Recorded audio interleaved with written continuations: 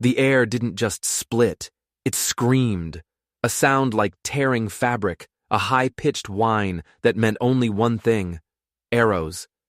Atohi was 10 years old, but he knew that sound better than his own name. He dropped, hitting the frozen pine needles an instant before a feathered shaft slammed into the tree where his head had been. It hit with a thud that vibrated through the ground, a sound so final, so heavy. He didn't have time to be scared. Not yet. The fear would come later, in the dark. Right now, there was only the cold, sharp shock of betrayal. 1 second, he and his father were tracking a deer along the ridge, their breath pluming in the frigid air. The next, the world had ended. Men stepped out from behind the pines. Their faces were covered with cloth, their bows drawn tight. But it was their eyes Atohi saw, eyes he recognized. "Run!" His father's voice wasn't a request. It was a command that ripped through the forest. He shoved Atohi hard toward the dense thicket of young firs. "Go now! Don't look back!" Another arrow flew. This one found its mark. It tore through the thick leather of his father's tunic, grazing his arm. The big man grunted, a sound of pain and fury, and staggered. But he didn't fall. He didn't run. Instead, he did the last thing Atohi expected. He charged. With nothing but a small hunting knife, he lunged straight at the masked attackers. Steel met bone. A scream echoed through the silent woods, a sound that wasn't his father's. Atohi froze, his feet rooted to the ground. He had to see. He had to know. His father turned back just for a second. Blood was already blooming across his chest, a dark flower of red on the brown tunic. His face was pale, his breathing ragged. "Find the rock with the split top," he gasped, his eyes locking onto Atohi's. "Hide by the creek. Survive." Then he turned his back on his son and disappeared into the fight, a lone wolf against the pack. And Atohi ran. He ran like he'd never run before. Brambles and low-hanging branches tore at his skin, at his clothes. But he didn't feel it. He stumbled over unseen roots, his bare feet slapping against the frozen leaves, but he didn't stop. The only sounds were the desperate, ragged heaving of his own lungs and the drumbeat of his heart pounding in his ears. The sounds of the fight faded behind him, replaced by a silence that was somehow worse. He didn't cry. He didn't make a sound. The forest had swallowed the voice of the boy and left only the desperate flight of prey. He ran until the sun began to dip below the mountains, stretching the shadows of the trees into long black claws across the forest floor. He ran until his legs were jelly, until his lungs burned with fire, until he couldn't take another step. He collapsed near a dry stream bed, his small body curling into a tight ball at the base of an old, gnarled tree. Every breath was a knife in his side. A massive bruise was already darkening on his ribs from a fall he didn't remember. His ankle screamed with a sharp, blinding pain. But he didn't cry. He clutched the one thing he had left. A small pendant of carved bone hanging on a leather cord around his neck. It was a gift from his father for his 10th birthday. It was warm from his skin. "You carry this when I'm not there," his father had told him, his voice warm and deep. "It means I still am." Now the pendant was all that was warm. His father was nowhere, and he was alone. But here's the thing about being alone in the deep woods. You're never really alone. The forest grew quiet as night fell, but it wasn't a peaceful quiet. It was the kind of quiet that watches, the kind that waits. Miles away, at the edge of a wide open pasture, a man named Eli Morgan watched the sky turn from gray steel to a bruised, wounded purple. Snow still clung to the northern fence lines, a stubborn reminder of a winter that refused to die. He wiped his hands on his thick canvas coat and swung the heavy barn gate shut, the familiar creak a small comfort in the vast silence. That's when he heard it. A strange sound carried on the wind. It was faint, almost not there, like a small bird caught in a trap or a dog whining in its sleep. He stood perfectly still, listening, his head tilted. That wasn't an animal. It was something else. Eli stepped off the worn path, his heavy boots sinking into the softening, muddy ground. He moved through the trees in a wide arc, his steps silent from years of practice. Living alone on the edge of nowhere had tuned his ears to the subtle language of the wilderness. He knew the sounds of peace, and he knew the sounds of trouble. This was trouble. He found the source of the sound under a thicket of brush near the creek bed. At first he thought it was a pile of discarded rags, a small dark shape curled up like a forgotten winter leaf. But it wasn't rags, it was a boy. The child was so still, so pale, Eli was sure he was dead. His lips were cracked and blue, his sleeves were torn to shreds, dirt and dried blood were caked in his dark hair. But as Eli knelt beside him, reaching out a hesitant hand, the boy's eyes snapped open. They were wild, black, and filled with a terror so profound it made Eli pull his hand back. The boy scrambled backward, a strangled, guttural sound catching in his throat, but his injured ankle gave way and he collapsed with a silent sob. "Easy," Eli said, his voice low and calm, the way you'd speak to a spooked horse. "Easy, son. I ain't gonna hurt you." The boy just stared, his chest heaving. His lips moved, but no sound came out. "You're hurt bad," Eli said, his eyes taking in the cuts, the bruises, the unnatural angle of the boy's ankle. "And it's getting colder. Let me get you somewhere warm." The boy didn't nod, but he didn't fight either. When Eli gently scooped him up, he was terrifyingly light. The weight of a sack of feed, nothing more. Starvation, exhaustion, cold. Eli had seen it before, in the war. He'd seen survivors who looked just like this, the ones who carried the ghosts of what they'd lost in their eyes. He didn't ask the boy his name. He didn't ask what happened. Not yet. He just held the child against his chest, a small, broken bundle of pain, and carried him back toward the faint, welcoming light of his cabin. As he walked, he felt the hard lump of the bone pendant pressing against his own chest through the boy's thin shirt. He glanced down at it. The carving was intricate, familiar. A symbol of the Ute tribe that lived in the high mountains.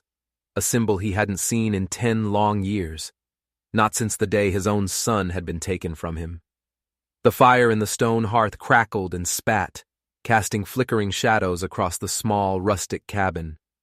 The boy, Atohi, lay bundled in a thick wool blanket on a simple cot near the woodpile. His eyes were open, but they weren't seeing the room. They were seeing something far away, something terrible. Eli poured warm, clean water into a tin cup and set it on the small stool beside the cot. "You drink when you can," he said, his voice quiet. There was no response. Eli didn't expect one. He knew this kind of silence. It was the silence of shock, the kind that built a wall around you so thick nothing could get in. He'd lost his own son, Samuel, at nearly this boy's age. A fever had taken him in the dead of winter, swift and cruel. The silence in the cabin after Samuel was gone had felt just like this, heavy, final. Still, Eli set to work. He was gentle, his large, calloused hands surprisingly deft. He cleaned the boy's cuts with warm water and a clean rag. He carefully examined the swollen, discolored ankle. It wasn't broken, he thought, but badly sprained. He wrapped it tightly with strips of clean linen. He checked for a fever, his hand resting on the boy's forehead for a long moment. Cool. Too cool, if anything. He worked in silence for a while, letting the simple tasks speak for him. Finally, he spoke again, his back to the boy as he stirred the fire. "Where's your folks?" he asked, his voice casual, trying not to spook him. The silence from the cot was absolute. Eli tried again. "Was it soldiers?" More silence. An emptiness that seemed to suck the warmth right out of the room. Eli sighed, a long, weary sound, and sat down heavily on a stool by the fire. He stared into the flames, his own ghosts swirling in the embers. "You're not the first to come through this land with ghosts on your back," he said, his voice barely a whisper. He leaned forward, resting his elbows on his knees. "Problem is, ghosts don't feed you, and they sure as hell don't keep you warm." For the first time, the boy's eyes flickered toward him, just for a second. A tiny crack in the icy wall. Then his gaze darted away again, back to the shadows in the rafters. But Eli saw it. It was a start. Outside, the wind howled, a lonely, mournful sound. It swept down from the high peaks, carrying with it the scent of pine and distant snow. And something else. Faintly, almost imperceptibly, the smell of smoke. But not from his own chimney. This smoke was coming from the west, from the direction of the high Ute hunting grounds. And in that moment, Eli knew this was far from over. The trouble that had sent this boy running through the wilderness was still out there, and it was probably looking for him. Miles away, in a hidden ravine, a shadow moved. A man with blood on his tunic and a deep gash on his arm stumbled through the trees. He leaned against a pine, gasping for breath, his face a mask of pain and grim determination. He scanned the forest floor, his eyes searching, desperate. He was looking for tracks, the small tracks of his son, but he wasn't the only one out there searching. On another ridge, a different group of men were also moving through the trees. They were silent, efficient, their eyes scanning the ground not with worry, but with a cold, predatory focus. One of them, a tall man with a single crow feather braided into his hair, stopped and pointed. A single small moccasin lay half buried in the leaves. The hunt was on. Eli woke before the sun, the way he always did. Years of ranch work had burned the habit so deep into his bones it was instinct. But this morning was different. It wasn't just the cold, though a bitter frost had painted the window panes white. It was a feeling, a stillness in the air that made the hair on his arms stand on end before he'd even swung his legs out of bed. The boy was still asleep on the cot. He was curled into a tight ball, buried under two heavy blankets. Eli had given him one from his own bed. In the faint pre-dawn light, his face looked impossibly young and impossibly old at the same time. A dark purple bruise had bloomed beneath one eye. The scratches on his cheeks were stark against his pale skin. Eli moved quietly, his bare feet making no sound on the rough wooden floor. He crouched beside the cot and gently checked the ankle he'd wrapped. The swelling was down a little. A good sign. He laid the back of his hand against the boy's forehead. It was cool, steady, not feverish, not chilled. That was something. He stood and moved to the small cast-iron stove, stirring the pot of oats he'd left to soak. The simple, domestic act felt absurd given the circumstances. The cabin was filled with a silence that felt like a coiled spring. He glanced back at the boy. Still breathing, he muttered to himself. A small victory. He pulled on his coat and boots, grabbed a bucket, and headed for the door. He paused, his hand on the latch, and looked back at the sleeping form. "You make any noise, I'll hear it," he said softly, more to himself than to the boy. "You make a run for it. You'll be dead by noon." Then he stepped out into the biting cold of the morning. The chores helped, the rhythm of it. Fill the trough, break the thin layer of ice in the water barrel, check the feed bins. But his mind wasn't on the work. It kept circling back to the boy in the cabin. Where did he come from? Who were his people? And who in the hell was chasing him? When he got back to the cabin, steam fogging his breath, the boy was awake. He was sitting up, the blankets pooled around his waist. He was still as a statue, his dark eyes fixed on the ceiling rafters as if trying to decipher a map only he could see. He didn't look at Eli when he came in, but Eli knew the boy was watching his every move. Eli said nothing. He just ladled oatmeal into 2 bowls, set one on the table for himself, and placed the other on the stool by the cot. "Made enough for 2, he said simply. "No poison in it. I swear on my mother's grave." The boy didn't move. His gaze remained fixed on the ceiling. Eli sat at his small table and began to eat, slowly, deliberately. The only sounds were the scrape of his spoon against the tin bowl and the crackle of the fire. Minutes passed. 5, then 10. Just as Eli was about to give up, he heard it. A soft, hesitant clink of a spoon against tin. He didn't look over. He didn't want to spook him. He just kept eating, keeping his eyes on his own bowl. Finally, a voice. Thin, raspy, raw from disuse. "Who are you?" Eli looked up, surprised by the suddenness of it. The boy was staring right at him now, his bowl still untouched in his lap. The question hung in the air between them. "Name's Eli," the rancher said. "Eli Morgan." The boy blinked slowly. Why did you help me?" Eli scraped the last of the oats from his bowl and set it down. He leaned back in his chair, studying the child. "Didn't seem right, leaving you to the wolves." A shadow passed over the boy's face. "They weren't wolves." "Figured as much," Eli said, his voice grim. The boy's small fingers tightened around the handle of his spoon. "Did you see them? The men?" Eli shook his head slowly. "Only you, kid. I only found you." The answer seemed to both disappoint and relieve the boy. It was hard to tell which. His expression was a carefully guarded mask. "You got a name?" Eli asked gently. The boy hesitated for a long moment, his eyes darting toward the door, then back to Eli. He seemed to be weighing the cost of every word. Finally, he gave a small, jerky nod. "Atohi. Atohi," Eli repeated, testing the name. "That's short for something?" Atohi shook his head. "Just Atohi." Eli leaned forward, his elbows on the rough-hewn table. The moment of truth. "You want to tell me what happened out there, Atohi?" The boy didn't answer right away.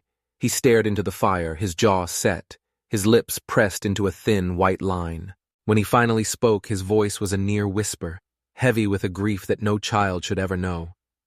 "My father, we were hunting, near the North Ridge." He took a shaky breath. "He said we might catch an elk, said we'd be lucky." A long, painful pause filled the room. "We weren't lucky." Eli waited. He knew not to push. He just waited. "There were men," Atohi went on, his voice flat, devoid of emotion. "Waiting for us. I don't know how many. 4, maybe 5. They had cloth on their faces." His eyes darkened. But one of them wore a crow feather in his braid. That detail sent a jolt through Eli. A crow feather. He knew what that meant. A warrior's mark. But it was a mark he associated with a particular man. A man known for his ambition and his ruthlessness. "My father told me to run," Atohi said, his voice cracking for the first time. "So I did." "Did you get a look at any of their faces?" Eli asked, keeping his own voice steady. Atohi's hand drifted up to the bone pendant at his neck, his fingers closing around it like a lifeline. His eyes were black holes in his pale face. "One," he whispered. "I saw one, when the cloth slipped." Eli leaned in closer. "Who was it?" The boy's answer hit him like a physical blow. "He used to eat at our fire. He called my father brother." Eli felt the air go out of his lungs. Betrayal. The deepest kind. He didn't push for a name. He didn't need to. He stood up, took the boy's untouched bowl, and refilled it with the last of the warm oatmeal. "I don't know much about your people's ways," he said, his voice rough with emotion he didn't know he still had. "But I know betrayal when I hear it." Atohi nodded, but his small shoulders slumped, as if the telling of the story had drained the last bit of strength from him. He looked so small, so fragile. Eli handed him the bowl. "Eat," he commanded, his voice gentle but firm. "You'll need your strength." They ate the second meal in a different kind of silence. Not awkward or afraid, but heavy, honest. Later, when the boy finally drifted off into an exhausted, troubled sleep, Eli went out to the barn.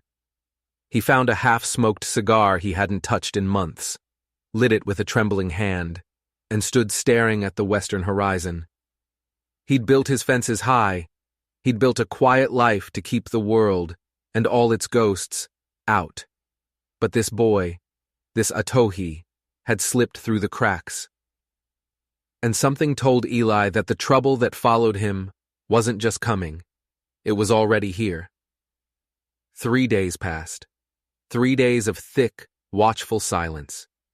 Eli and Atohi fell into a strange, unspoken routine.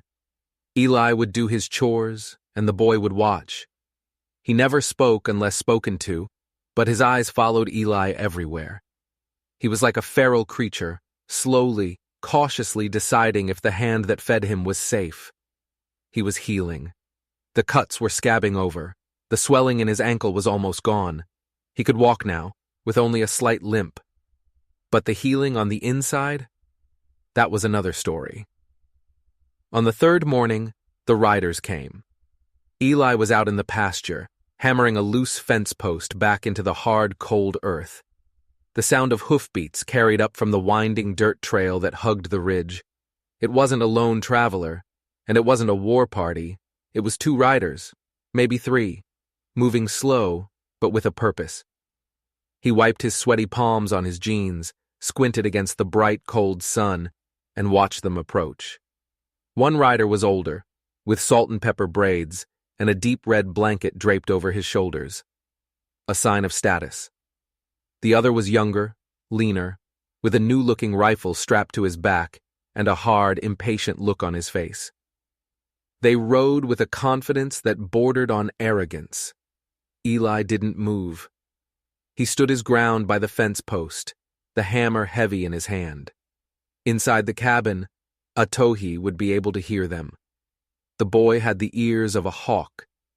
Eli had seen him trace the path of a field mouse from 50 yards away. The boy was rebuilding his strength, hour by hour. But he wasn't ready for this, not yet. The riders reached the simple wooden gate at the edge of Eli's property and stopped. The older one raised a hand, palm open, a sign of peace. "Good morning," he called out, his English practiced and clear. "We mean you no harm." Eli walked toward them slowly, his steps measured, his face a mask of neutrality. "That's a good way to start," he replied, his voice flat. The man offered a faint, thin smile. "My name is Weeza. This is my nephew, Kawe. We are looking for someone." He paused, his eyes scanning the cabin, the barn, the smoke curling from the chimney. "A child." Eli felt a cold knot tighten in his stomach. "Plenty of those in the valley," he said, keeping his voice level. "Not like this one," Weeza said smoothly. "He is of our blood. His name is a towhee." The name hung in the air between them, a silent accusation. Eli didn't blink. He kept his expression unreadable. "Is that so?" he said. Weeza nodded, his gaze intense. "He went missing from our hunting grounds 4 days past. We believe he was taken, stolen from us by settlers." The lie was so bold, so audacious, it almost took Eli's breath away. He wasn't just looking for the boy. He was building a story that painted Eli as the villain. "A storm was coming," Weeza continued, his voice full of false concern. "He is only a boy. His people are worried sick." Kawe, the younger one, shifted in his saddle, his hand resting on the stock of his rifle. "His mother weeps. His father is gone." Eli let the silence stretch. He let them feel the weight of his stare. Weeza's eyes flicked to the cabin again, a quick, meaningful glance. "If you have seen him," Weeza said, his voice dropping, becoming more serious, "we would be grateful for his return. The tribe would be grateful." Eli knew this was a test, a trap. What he said next could mean peace, or it could mean war. "I haven't seen any lost boys," Eli said, the words carefully chosen. He wasn't exactly lying. The boy he'd found wasn't lost. He was hiding. Weeza's polite mask didn't slip, but a flicker of annoyance showed in his eyes. He had expected an argument or a confession, not a flat denial. "Then may we ask for your permission to look around your land?" Weeza asked, his voice still smooth as silk. "Just the edges, to be sure." Eli allowed himself a tight, cold smile. "You may not." Kawe bristled. His knuckles turned white on his rifle. "You're hiding him," he spat. Eli took a slow step closer to the gate, the hammer still in his hand. "I said I haven't seen him. That means you've got no reason to trespass on my land." His voice was low, but it carried the unmistakable threat of violence. Weeza held up a calming hand to his nephew. "Peace, Kawe. The man has spoken." The tension didn't leave, but the riders didn't push. Not yet. Weeza was too smart for a direct confrontation he wasn't sure he could win. He adjusted the red blanket on his shoulders, his dark eyes locking with Eli's. "If you do see anything," he said, his voice laced with hidden meaning, "I would ask you to remember that Atohi's kin would do anything to have him back." Eli's jaw clenched. The threat was clear. "We'll be back, and we won't be asking politely next time." Weeza's smile was all teeth. Sometimes a child's grief can make him imagine things, make him say things that are untrue. It would be a tragedy if such lies were believed. And with that final chilling warning, he turned his horse and rode away, Kawei following a half-step behind, his angry gaze lingering on the cabin. Eli waited until they were nothing but two small dots on the horizon. Then he turned and walked, fast, back to the cabin. He found Atohi sitting by the window, still as a stone carving. He had heard everything. "You heard?" Eli asked, his voice low. The boy nodded, his face pale. "You recognize the one in red? The one they called Weeza?" Another nod, smaller this time. Eli pulled a chair from the table and sat across from him. "Tell me, Atohi, who is he?" The boy's voice was a whisper, but it was filled with a cold certainty. "He is my uncle." The words hit Eli like a punch to the gut. His uncle, the man who had just stood at his gate spinning a story about settlers and a stolen child, was the boy's own family. "He used to bring gifts to my father," Atohi continued, his voice flat and empty. "He laughed at our fire, but then he stopped. He started holding his own fires, talking about how warriors needed to be warriors, not farmers. He said my father was weak." "Sounds like a man who wants power," Eli said grimly. Atohi didn't answer, but his fingers began to tap a frantic, restless rhythm against the wooden windowsill. It was the only sign of the storm raging inside him. Eli watched the movement for a moment, then reached over and gently placed his hand over the boy's, stilling the nervous drumming. "They'll be back," the boy whispered, his eyes wide with a fear that was suddenly very real. "Probably," Eli agreed, his voice calm and steady, a rock for the boy to anchor to. "But they don't get to take you, not until you're strong enough to stand on your own 2 feet and tell your own story." He looked the boy straight in the eye. "That fair?" Atohi stared at him for a long, silent moment. Something unreadable flickered in the depths of his dark eyes. Trust? Hope? It was too soon to say, but finally, slowly, he nodded. That night, Eli didn't sleep in his bed. He sat in the worn armchair by the hearth, a heavy Winchester rifle resting across his lap. He didn't expect an attack, not yet. Weeza was too smart for that. He was a snake, not a wolf. He'd try poison before he tried fangs. He wanted to build his story, to make himself look like the hero, the diplomat. He'd ask politely, be refused, and then return claiming righteous outrage. It was the kind of cold, patient evil that Eli understood all too well. At dawn, Atohi was already awake. He was tending to the fire, his movements small but precise. He didn't speak, but when Eli handed him a plate of cornbread and beans, he ate every last bite, an act of defiance, a silent promise to get stronger. After they ate, Eli handed him a small tin of salve. "Take this out to the shed," he said. "There's a mare in there, an old girl named Bess. Got some cracked skin on her hoof. You spread this on it, gently." Atohi hesitated, his eyes wide. Eli raised an eyebrow. "You afraid of horses?" "No," the boy said, a flicker of his old self returning. "They're afraid of me." Eli actually laughed, a low, rumbling sound that surprised them both. "Then you two will get along just fine." While Atohi was in the barn, cautiously making friends with the old mare, Eli saddled his own horse. He needed supplies from town, flour, salt, nails, but more than that, he needed information. He needed to listen. At the dusty general store, the owner's wife, Mrs. Gable, mentioned a pair of Ute riders who had been camped out by Miller's Creek for 2 days. "Not causing any trouble," she'd said, peering at him over her spectacles. "Just watching." At the saloon, a grizzled cattleman spoke of a group of UTEs passing through a few nights ago, led by a man in a red blanket, asking questions about settlers and a missing boy. Wisa was spreading his poison. By the time Eli rode back to the ranch, the sun was low and the air was sharp with the coming of evening. He knew what he had to do. The lie was spreading. The only thing that could fight it was the truth. He and Atohi sat on the porch steps, watching the sky bleed from orange to purple. "They'll be back tomorrow," Eli said, his voice quiet but certain. Atohi didn't flinch. "You got family back there?" Eli asked. "Besides him?" Atohi nodded. "My father. You still think he's alive?" Another nod. No hesitation. "He always comes back." The simple, childish faith in the words nearly broke Eli's heart. Eli studied the boy's profile in the fading light. He was just a kid, caught in a storm created by grown men's greed.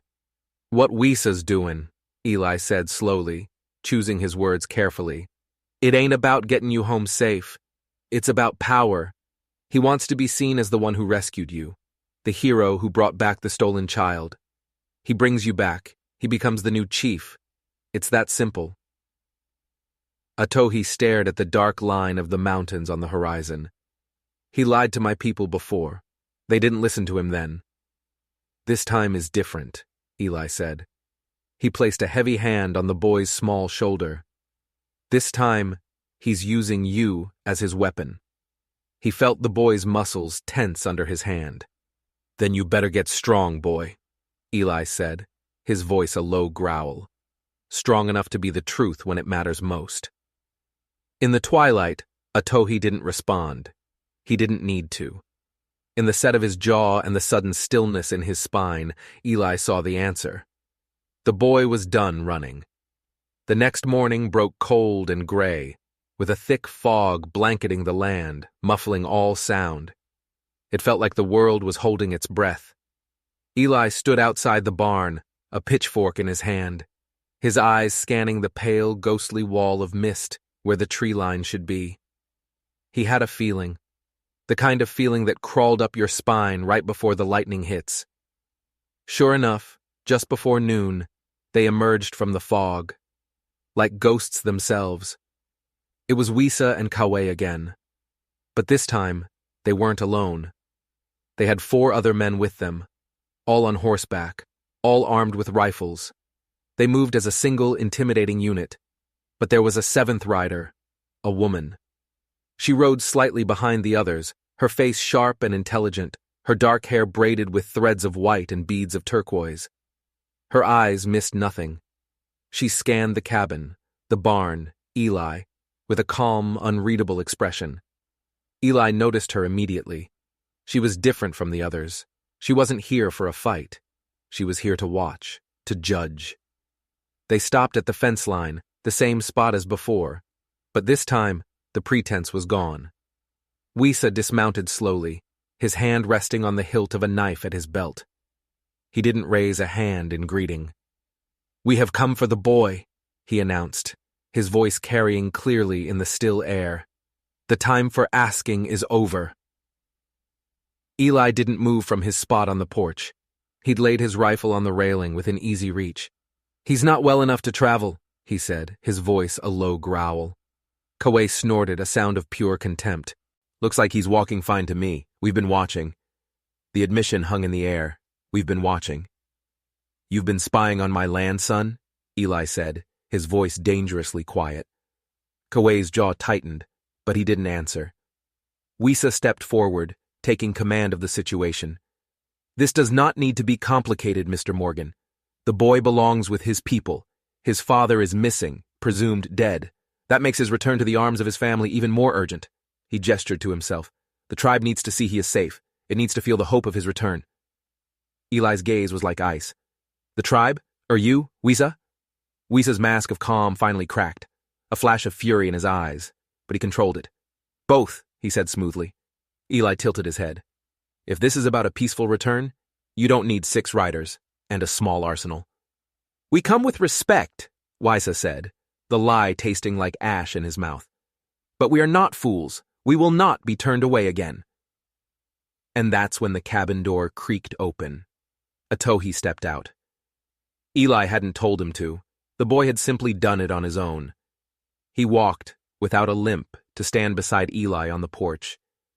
He was barefoot, wearing a simple shirt and trousers, but he stood as tall as he could, his small shoulders squared. His eyes, burning with a fire Eli had not seen before, were locked on Wisa. "I remember what you did," the boy said.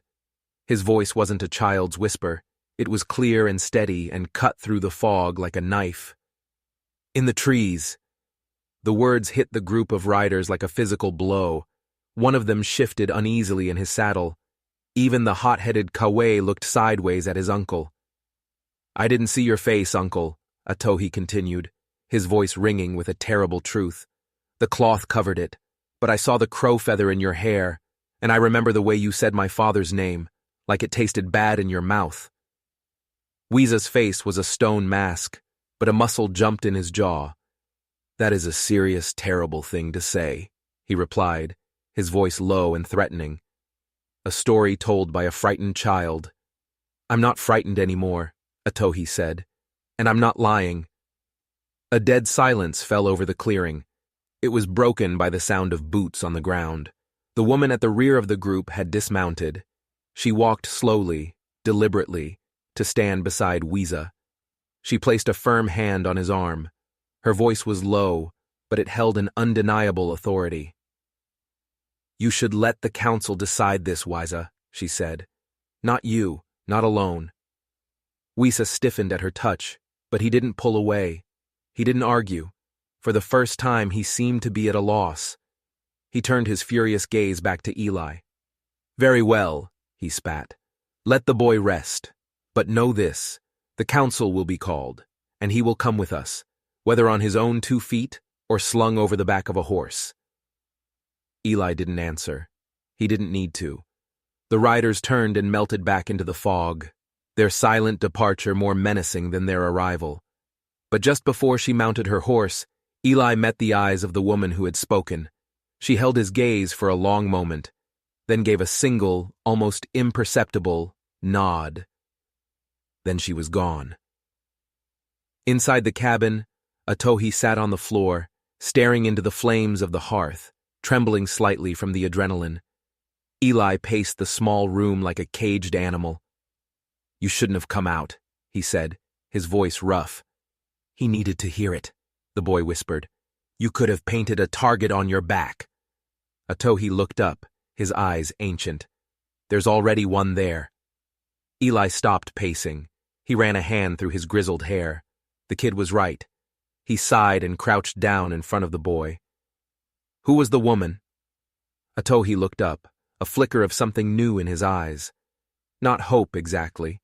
Something closer to respect. "Tever, she is my father's cousin." "Friend or foe?" Eli asked. Atohi shrugged, a small, weary gesture. "She walks her own road." "Well, her road just bought us some time," Eli said. He stood up, his mind already racing. "Tomorrow or the day after they're coming back, and they won't leave empty-handed." Atohi's eyes didn't waver. "Then we tell the truth. To everyone. You think they'll believe you? A child? Over a man like Wisa? A man who claims to be your only family left?" Atohi looked down at his own small, scarred hands. "If I don't speak," he said softly, "no one else will." Eli looked at the boy, and for the first time, he didn't see a helpless victim. He saw a warrior, just like his father. That evening, they worked in silence. Eli loaded his rifle and set it by the door. Atohi helped him bar the shutters. No one mentioned running. They had both made their choice here, in this small cabin, on this lonely patch of land. They would make their stand. By the fire, Atohi held the bone pendant, his fingers tracing the familiar carved lines over and over, as if trying to draw strength from it. "What did your father used to tell you?" Eli asked, his voice low. The boy didn't look up from the pendant. "He said the forest doesn't lie. Men do. Greed does. But the earth always tells the truth, if you know how to listen." Eli nodded slowly. Sounds like a man worth fighting for. He is, Atohi whispered. The silence that fell between them now was different. It wasn't fear. It was the calm before the storm. Elsewhere, deep in the wilderness, in a hidden shelter made of pine boughs, a man stirred in the darkness.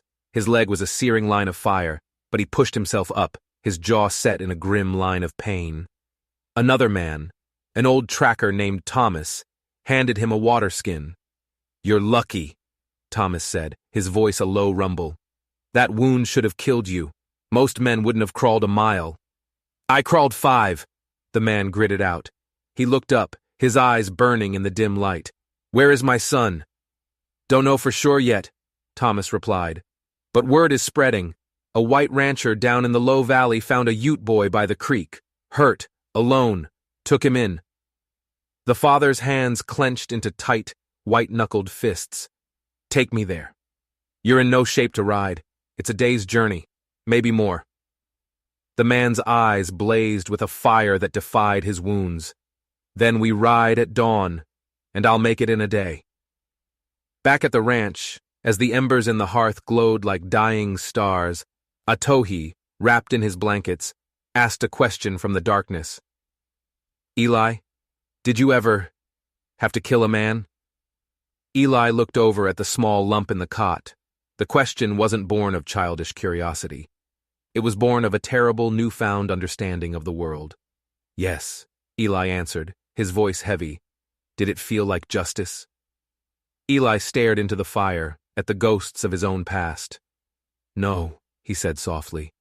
It just felt like an ending, like breaking something you can never, ever put back together. The boy was silent for a long time.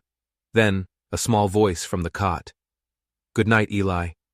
Good night, Atohi.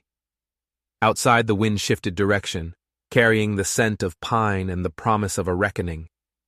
And hidden in the trees, just beyond the edge of Eli's land, a circle of riders settled in, their dark shapes waiting patiently for the dawn. Dawn broke not with a soft glow, but like a raw wound across the horizon, bleeding red and orange onto the gray, frozen landscape. Eli was already on the porch, a steaming mug of black coffee in his hand, his rifle leaning against the doorframe right where he'd left it. Inside, he could hear Atohi moving around, lacing up the old, worn boots Eli had found for him. They were too big, but they were better than bare feet. Neither of them spoke. Words felt useless now. The ground itself seemed to be holding its breath. Even the birds were silent. That's how Eli knew for sure. They were coming. He scanned the tree line, his eyes tracing the edge of the mist that still clung to the low ground. And then he saw them. They came single file out of the trees, emerging from the fog like apparitions. Wisa, Kawe, the 4 other riders, and the woman, Tever. This time, there were no ceremonial blankets, no pretense of peace. Rifles were slung openly across their backs. Wisa rode at the front, his face a granite mask of grim purpose. They dismounted 20 paces from the fence, fanning out in a silent, menacing half-circle. They weren't coming to the gate this time. They were making a wall of pressure. Eli didn't move. Atohi came to stand in the doorway behind him, a small, silent shadow. Wisa raised a hand, not in greeting, but as a signal. We have waited. We have asked. Now we will take. The boy comes with us. His voice was flat, final. Eli felt Atohi flinch behind him, but he kept his own voice steady, a low growl that carried across the yard. He's not a piece of property for you to demand. Kawe, ever the hothead, took a step forward, his hand dropping to the rifle at his side. He is Ute. You are not. That makes this simple. But before Wisa could give the order, another voice cut through the tension. Let the boy speak. All heads, including Wisa's, turned in surprise. It was Tever. She stepped forward, away from the other riders, into the empty space between the 2 sides. She was unarmed, her hands open at her sides. I am not here to take a side, she said, her voice clear and strong, resonating with an authority that had nothing to do with weapons. But I am his kin, I sat beside his father in council. I will not see this land turn to blood over a foundation of silence. She turned her intense gaze directly on Atohi. Speak, cousin, she commanded. If there is truth in your heart, say it now. Let the sky and the earth be your witness. Atohi took a deep breath, and then he stepped out from behind Eli. He walked to the edge of the porch, his small frame dwarfed by the armed men before him, by the vastness of the sky above. But his voice did not waver. My father and I were ambushed, he began, his words falling like stones into the silence. By men from our own tribe, men who hid their faces. He lifted his chin and pointed a small, trembling finger directly at his uncle. I did not see your face, Wisa, but I saw your feather. I know your hatred for my father. You wanted him gone. A low murmur rippled through Wisa's men. Kawei's hand tightened on his rifle, but Wisa didn't move a muscle. He let out a short, bitter laugh. You dare, he hissed. I don't dare, Atohi replied, his voice ringing with conviction. I remember. And you would believe this child, Wisa shouted, turning to his men, his voice dripping with scorn. This boy who has been sleeping under a white man's roof, eating a white man's food, his head filled with poison and lies? No one answered him. The seeds of doubt had been planted. Eli spoke then, stepping forward to stand beside Atohi. I didn't ask for him to come here, he said, his voice hard as iron. But I didn't turn him away either. He came to my door half frozen, half starved, and haunted by something you can't even imagine. If you want to accuse me of the crime of sheltering a child, go ahead. I'll sleep just fine tonight. Teaver turned her penetrating gaze on Wisa. You told the village he was taken by settlers, Wisa. You stood before the elders and you lied. I believed he was, Wisa said quickly, his composure finally starting to fray. In the confusion we thought. And yet, Tever said, her voice dropping to a dangerously quiet level. You brought 6 armed men to take him back from one old rancher. That does not sound like a rescue, Wisa. That sounds like an abduction. The silence stretched, thick and heavy. Then Atohi spoke again, his eyes locked on Tever's. My father is alive. A gasp went through the riders. Wisa's face went pale. He's coming, the boy continued, his voice gaining strength with every word. He was wounded, but he survived. He will tell the council what I have told you. He will speak the truth that my uncle tries to bury. Tever's expression didn't change, but her gaze settled on Wisa with the weight of a judge's sentence. If that is true, she said softly, then this ends. Here. Now. Wisa took a threatening step toward her. You forget your place, Tever. No, she said, her voice as unyielding as the mountains behind her. I remember it perfectly. I remember when it was you who swore loyalty to my uncle, Atohi's father, when you knelt in the council circle and called him the last honest man among us. Now his son stands here with a fire of truth in his heart, and you would call him a liar to save your own skin. You think me weak? Wisa snarled. No, Tever said. I think you're afraid, and that is far, far worse. Wisa looked at his men, one by one. He was looking for loyalty, for the fierce support he had commanded just moments before. But he didn't find it. He saw doubt. He saw shame. He saw the cracks forming in the wall of his ambition. Kawei took a half step away from him. The other riders avoided his gaze. I will return to the village and speak with the elders, Tever announced to the group. We will settle this with counsel, not with blades. She turned to Eli. Will you bring the boy when the council gathers? Will you trust us to seek the truth? Eli looked down at Atohi, who stood tall and resolute beside him. Then he looked at Tever and saw not a Ute woman, but a leader. He nodded once. If it's truth you're after, he said, we'll be there. Wisa looked like he was about to explode, to scream, to order an attack. But the fight had gone out of him. The power had shifted. He spat in the dirt, a gesture of pure, impotent rage, and turned back toward his horse. We will see whose truth survives the telling, he muttered, his voice a venomous whisper. As they rode away, disappearing back into the mist, Eli and Atohi stood together on the porch, the silence returning, but different now. It was no longer the silence of dread, but the silence of anticipation. "That woman," Eli said, letting out a breath he didn't realize he'd been holding. "Your cousin." Atohi almost smiled. "Tever," he said. "She has iron in her spirit. She always has." They went inside. The cabin felt safer now. The fire needed tending. Supper would need to be made, but something fundamental had shifted. The fear was still there, a low hum beneath the surface. But now, so was the path forward, and it led straight into the heart of the storm. The morning of the council gathering dawned clear and cold, the sky a vast, unforgiving blue.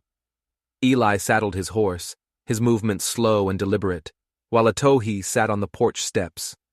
The boy had washed his face and combed his hair, and he wore the cleanest shirt they could find, carefully patched at the elbow.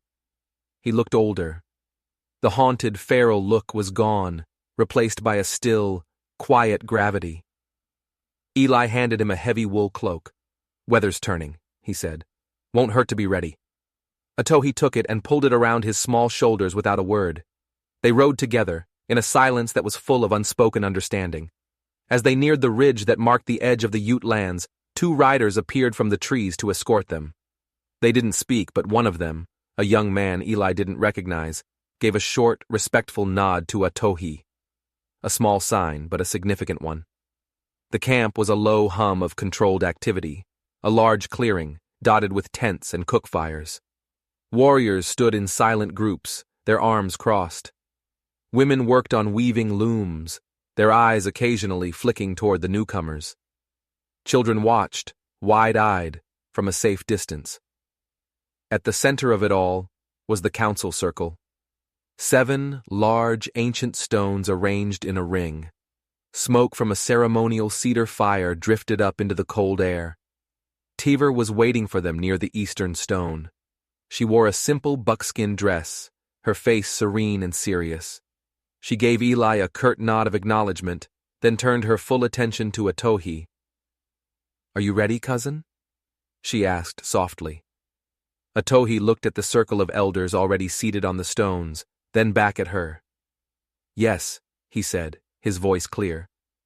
Across the circle, Wisa stood, flanked by Kawe and 2 older, grim-faced men who were known to be his staunchest supporters. Wisa's arms were folded, his expression one of patient boredom, as if this whole affair was beneath him. But his eyes, small and dark, never left Atohi. Eli stayed on the outskirts of the gathering, his hands clasped behind his back. He didn't know the customs here, but he knew men. And Wisa's forced stillness was like that of a coiled rattlesnake, waiting for the perfect moment to strike. The elder seated at the head of the circle, at the northernmost stone, raised a weathered hand. His face was a road map of wrinkles, his eyes deep-set and wise. "We are gathered to hear 2 truths," he announced, first in the Ute language, then in English, for Eli's benefit. "One from the child, and one from the man he accuses." Tever stepped forward. "Let the boy speak first." Atohi walked into the center of the circle. He stood alone, a small figure against the vast backdrop of the mountains. But when he spoke, his voice carried clear and true. "My father and I were hunting near the split-top rock," he began, his story unchanged, unwavering. "At dawn, we were attacked, by our own people." He paused, letting the words sink in. The entire camp was silent, listening. They wore cloth on their faces, but I knew. One of them was my uncle, Wisa. Kawe's jaw clenched. Wisa remained unnaturally still. "They struck my father. I ran as he commanded me. He did not want a war between brothers. He wanted peace." Atohi's voice cracked, just for a second, on the word father, but he squared his shoulders and pushed through it. "The rancher, Eli Morgan, he found me by the creek. He did not hurt me. He did not hold me captive. He gave me food and shelter and warmth." He turned, facing the circle of elders, his chin held high. "If you want to find the truth, Listen to what has not changed. My story. It is the same today as it was the first time I spoke it. It is the same story I will tell tomorrow. A murmur rippled through the crowd. This was not the confused, rambling tale of a frightened child. This was testimony. The head elder raised his hand for silence. Now Wisa will speak. Wisa strode into the circle, his movements slow and arrogant. He looked down at Atohi with an expression of pity. I mourn for what happened to my brother, he said, his voice smooth and sorrowful. But I had no hand in it. I was hunting many miles to the east. I have 3 men who will swear to it. He turned his gaze on the assembled tribe. This boy, this poor boy, was found by settlers. His mind is confused. He has been fed lies, turned against his own kin. Look at who he stands beside. He pointed a dramatic, accusing finger at Eli. A white man, a stranger. This man has poisoned my nephew's mind against me, against all of you. Eli didn't move. He didn't react. He just stood his ground, a silent testament to his own truth. The wind shifted, a sudden cold gust sweeping through the clearing, and from the edge of the crowd, a new voice called out, a voice rough with pain but strong. He speaks the truth. Every head turned. The crowd parted. A man stumbled into the clearing, leaning heavily on the arm of the old tracker, Thomas.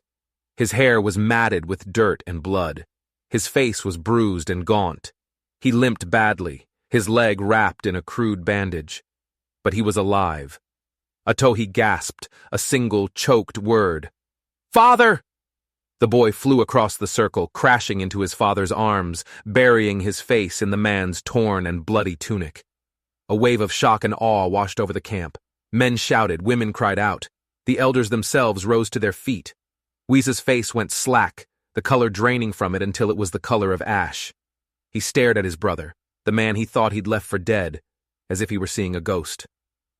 Atohi's father held his son tight for a moment, then gently set him aside. He straightened up, his body broken, but his spirit burning bright.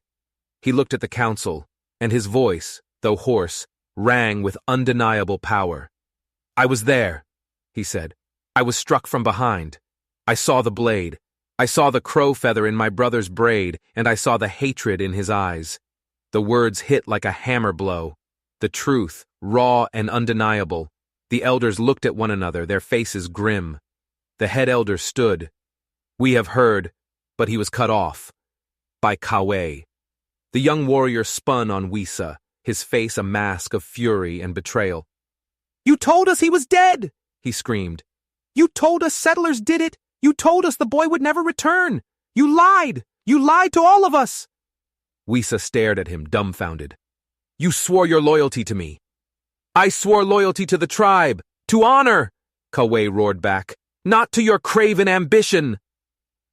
Tever stepped forward, her face calm but her eyes like chips of flint. She looked at the crumbling Wisa. Kneel, Wisa, she said, her voice quiet but carrying the weight of a final command. He didn't. He just stood there, shaking, his world collapsing around him. So Kawe did it for him. With a roar of rage, he shoved his uncle hard in the chest, sending him sprawling to his knees in the dirt, in the center of the circle, defeated and shamed. I only wanted a stronger tribe, Wisa whispered to the ground. And in your greed, Tever answered, her voice echoing in the sudden silence. You nearly destroyed it. The head elder raised both hands. Wisa will no longer speak in this council. He will no longer carry a weapon. He will serve the tribe in silence. Let his hands work to rebuild what his words tried to tear down. There was no cheer. Justice, true justice, doesn't need applause. It just needs to be. Later, as the sun began to dip behind the mountains, painting the sky in shades of fire and forgiveness, Atohi sat beside his father, their hands clasped tightly together. Eli stood nearby, watching the firelight play across their faces. The ordeal was over. Tever approached him, her steps silent on the packed earth. He will need time to heal, she said. Figured as much, Eli said. He looked at the boy. then back at Taver. He's strong, like his father. He paused. And like his cousin. She almost smiled. And you? The white man who stood his ground for a Ute boy? Eli shrugged, looking out at the vast wilderness that was his home. I just did what was right. That is a rare thing, she said. In your world or in mine? She looked toward the horizon, where the first stars were beginning to appear. We have a long road ahead, rebuilding what was broken. But for the first time in a long time, the path is clear. The council fire died down, leaving only a bed of glowing embers and the long shadows of the pines stretching across the camp. A fragile peace settled over the tribe, the kind of quiet that comes after a fever breaks. Eli lingered at the edge of the clearing. He had done what he came to do. He should leave. But he felt a strange reluctance. He had become tangled in the lives of these people, in the fate of this boy. His quiet, solitary world had been broken open, and he wasn't sure he could, or even wanted to, put it back together the way it was. Taver found him there, a silhouette against the fading light. They will expect a decision soon, she said, her voice low. A decision about what? About Atohi, about where he belongs now. Eli nodded, his gaze fixed on the boy, who still sat pressed against his father's side. He belongs with his father, that's clear enough. Yes, Taver agreed. But it is more complicated than that. It is not just about where he sleeps. It is about what world raises him, the world he was born into, or the world that saved him. Eli's gaze dropped to the fire. He's seen too much of both worlds already. Taver was silent for a moment, studying his weathered profile. There is talk in the council, she said softly, of naming me the next keeper of the balance, the one who speaks between the old ways and the new. You'd be good at it, Eli said, his voice rough. She gave a small, humorless smile. That is not what worries me.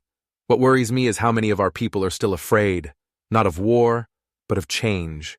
They look at you, at your world, and they see only a threat. Same thing in most places, Eli muttered. And the boy, she continued, her eyes intense, he trusts you. He listens to you. Eli let out a long breath. He's got a fire inside him, the kind that doesn't go out easy. Taver nodded once, then stood. We meet again at dawn. The elders will make a choice. Some want him to stay here, to be cleansed of the white man's influence. Others say it is too late, that your world has already marked him. Eli looked up at her, the question unspoken in his eyes. What do you think, Taver? I think, she said, her voice barely a whisper, that if we do not learn to build a bridge between our worlds, we will both be swept away by the same river. Then she turned and walked back toward the heart of the camp, leaving Eli alone with his thoughts and the ghosts of the past. Later that night, in a borrowed tent, Atohi sat with his father. The man's leg was tightly wrapped, and every movement was still an effort, but his eyes were bright, with a life his son had been terrified he'd never see again. I thought you were dead, Atohi whispered into the quiet of the tent. His father reached out and took his hand, his grip surprisingly strong. I thought the same of you, my son. They sat in a comfortable silence, the simple fact of their reunion a bond stronger than any words. Finally his father spoke. You were brave today. I was scared, Atohi admitted. Bravery is not being without fear, Atohi. It is moving forward in spite of it. He looked at his son, his expression serious. The elders, they want to send you away from the rancher, to keep you here. I know. What do you want? His father asked. Atohi looked down at their joined hands. I want you. But I don't want to forget what Eli did. He was kind. His father nodded slowly. A man's character is not defined by the color of his skin, but by the truth in his heart. Wisa forgot that. We must not. He squeezed his son's hand. I want you to grow strong, my son. Wiser than I was. Wiser than Wisa. And perhaps that means learning to walk on both sides of the mountain. Does that mean leaving you? Atohi asked, his voice tight with alarm. Never, his father said firmly. But it means listening. Listening to your own heart, to the land, and to those who teach you without trying to turn you into a weapon. I don't want to be a weapon, Atohi said fiercely. Then you must become a bridge. As the sun rose, casting a pale, clean light over the camp, the council gathered one last time. This time there were no weapons, no accusations. Only the heavy weight of a decision that would shape the future of their tribe. Tever stood before them, dressed in ceremonial white buckskin. Atohi's journey has stirred many things, she began. Old fears, broken loyalties, but also a powerful truth. We cannot return to blindness after seeing so clearly. She beckoned for Atohi to step forward. An elder woman named Siri, her face kind but her eyes sharp, leaned forward. What is it you wish, child? Do you wish to remain in our circle, or return with the man who sheltered you? Atohi looked from Siri to Tever, then to his father, who gave him a small, almost imperceptible nod of encouragement. He took a breath. I want to learn, he said, his voice clear and steady. From my father and from my people, but also from Eli. He saved my life. He gave me shelter without asking my tribe. He did not teach me to hate or to fear. He taught me to be strong. Another elder narrowed his eyes. You would ask to live between two worlds? Atohi nodded. I already do. Siri smiled, a slow, wise smile. Then we, as a people, must decide if we will honor that path. The elders rose and conferred in low, urgent whispers. The camp held its breath. Finally, Siri returned. Her face was solemn. We have decided, she announced. Atohi will remain in the care of his father, but he will also continue to learn from the man, Eli Morgan. Each full moon, he will return to the ranch to learn the ways of the settler, and Eli Morgan will be welcome in our circle, as a friend, should he choose to accept. A murmur of surprise and relief swept through the camp. Tever stepped forward, a small, triumphant smile on her face. It is time, she said, her voice ringing with hope. It is time to build a bridge that no fire can burn. That afternoon, as Eli packed his saddlebags, Atohi stood beside him, helping to fold a blanket. You'll come back soon? The boy asked, his voice small. Eli looked at him, at the brave, resilient child who had been forged into something new in the fires of betrayal and survival. You'll see me before the next moon is full, he promised. He knelt, resting a hand on the boy's shoulder. But you remember what your father said, and what I said. Don't wait for someone else to be brave for you. Atohi nodded, his expression serious. They clasped hands, a firm, final gesture. As Eli rode away, back toward his quiet, lonely ranch, he saw the boy standing tall at the edge of the camp, the wind tugging at the cloak on his shoulders. He didn't wave. Eli didn't need him to. Some goodbyes weren't endings. They were beginnings. If you enjoyed this story of survival, betrayal, and the forging of an unlikely peace, make sure you hit that subscribe button and turn on notifications. You won't want to miss the incredible stories we have coming up next.